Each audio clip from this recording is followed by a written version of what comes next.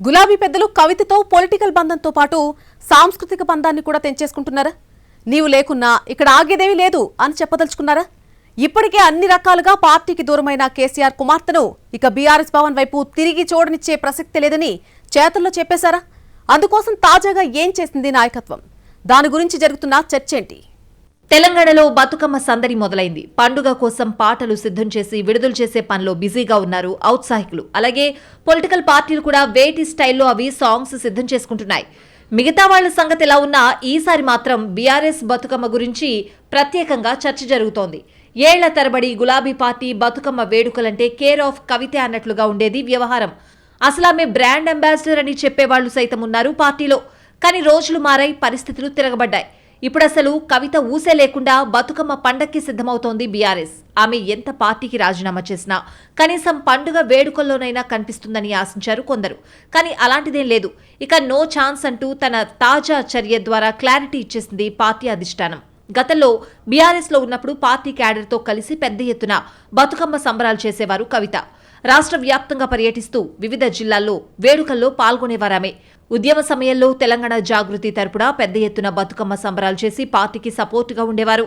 అప్పట్లో ఏర్పాట్లన్నింటినీ బీఆర్ఎస్ మహిళా నేతలు దగ్గరుండి చూసేవారు. ఉద్యమ సమయంలో జాగృతి బతుకమ్మ వేడుకలు సాంస్కృతికంగా సూపర్ హిట్ అయ్యాయి. ఇక రాష్ట్రం ఏర్పడ్డాక కూడా మంత్రులు, ఎమ్మెల్యేలు, రాష్ట్ర స్థాయి నాయకులు ఇలా ఎవరు అందుబాటులో ఉంటే వాళ్లు కవితతో కలిసి సెలబ్రేషన్స్ లో పాల్గొనేవారు.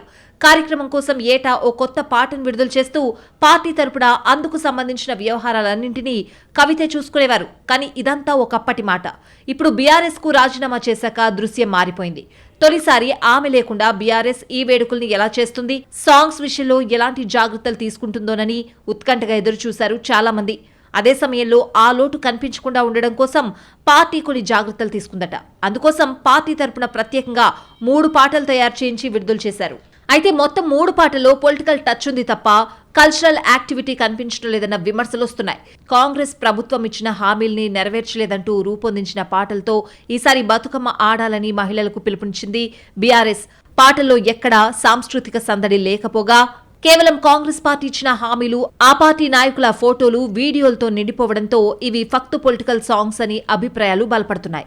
అక్కడక్కడ కాంగ్రెస్ ప్రభుత్వంపై చేసిన నిరసన కార్యక్రమాలను కూడా పాటల్లో చూపారు.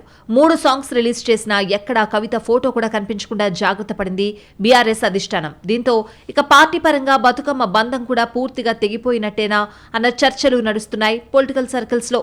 బీఆర్ఎస్ లో బతుకమ్మ అంటే టక్కున కవితే గుర్తుకు వచ్చే పరిస్థితి ఏర్పడడంతో ఇక ఆ గుర్తుల్ని చెరిపేయడానికి పార్టీ పెద్దలు చాలా జాగ్రత్త పడ్డారన్న అభిప్రాయం ఏర్పడింది రాజకీయ వర్గాల్లో. ప్రస్తుతం గులాబీ నాయకత్వం కాంగ్రెస్, బీజేపీలాగే కవితను కూడా ఓ రాజకీయ ప్రత్యర్థిగానే చూస్తున్నట్లు కనిపిస్తోందని అంటున్నారు కొందరు.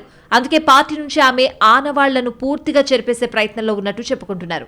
ఈ నెల 21న తెలంగాణ భవన్లో పెద్ద ఎత్తున నిర్వహించబోతున్న బతుకమ్మ వేడుకల్లో ఎట్టి పరిస్థితుల్లో గతంలో కవిత రూపొందించిన పాటలను ప్రదర్శించకూడదని, అవి వినిపించకూడదని ఖచ్చితమైన ఆదేశాలిచ్చినట్లు తెలుస్తోంది. ఆమె లేకున్నా వచ్చిన లోటేమీ లేదు. అంతకంటే బాగా ప్రోగ్రాం నిర్వహించడానికి మా మహిళా నేతలు యాక్టివ్గా ఉన్నారని చెప్పాలన్నది బీఆర్ఎస్ పెద్దల ఉద్దేశంగా కనిపిస్తోంది.